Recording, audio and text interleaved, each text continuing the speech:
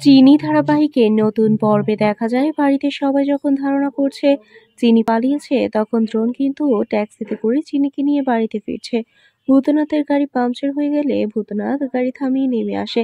তারপর ছোট কর্তার সাথে চিনিকে যেতে দেখে চমকে ওঠে ভূতনাথ। বাড়িতে কিন্তু ঘুমের মধ্যে চিনিকে স্বপ্নে দেখে চমকে ওঠে ছোট গিন্নিমা। ঘুম থেকে জেগে রুমে ঠাকুরজিকে দেখে বলে, তুমি কি করছো? মামি ঠামি বলে, তুমি এখন ঘুমাচ্ছ? দ্রোণ দাদুভাই বাড়িতে ফিরে এসেছে। তাড়াতাড়ি নেমে আসে ছোট ঠাম্মি, সবাইকে এক জায়গায় করে দ্রোণ। বলে, আমি একটা ভালো রাঁধুনি পেয়েছি, একদম মায়ের হাতের রান্নার স্বাদ পেয়েছি তার রান্না খেয়ে। তোমরা তাকে পরীক্ষা করে নিতে পারো, আমি নিজে নিয়ে এসেছি। ছোট ঠাম্মি বলে, তুমি যাকে রাঁধুনি হিসেবে মেনে নিয়েছো তাকে আমরা আর কোনো পরীক্ষা নেব না, নিয়ে এসো। দ্রোণ চিনিকে আনতে বাইরে আসলে মা এবার ছোট ঠাম্মিকে বলে, চিনিকে বাদ দিয়ে অন্যকে নেওয়া কিন্তু ঠিক হবে না। চমিলা কথা বলে তাকে থামিয়ে দিল ছোট ঠাম্মি।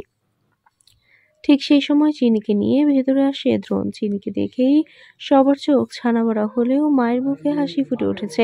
দ্রোণ বলে, ঠাম্মি তুমি একদিন ওর হাতের রান্না খেলেই বুঝতে পারবে ও কত ভালো রান্না করতে পারে।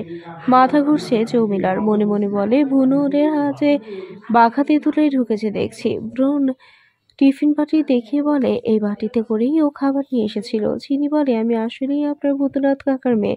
পরে দেখা যায় যে ঠাম্মি বলে, তুমি দাদু ভাইয়ের জন্য রান্না করবে কিন্তু কখনো পরিবেশন করবে না, ওর সামনেও যাবে না। তারপর পরই দেখা যায় দ্রোণকে দেখে পালিয়ে যায় চিনি। চিনিকে আটকে দিল দ্রোণ। তাহলে কি করবে এবার চিনি? বন্ধুরা, তোমাদের কি মনে হয়? এক্ষুনি একটি লাইক দিয়ে এবং কমেন্ট করে জানিয়ে দাও তোমাদের মতামত। ধন্যবাদ।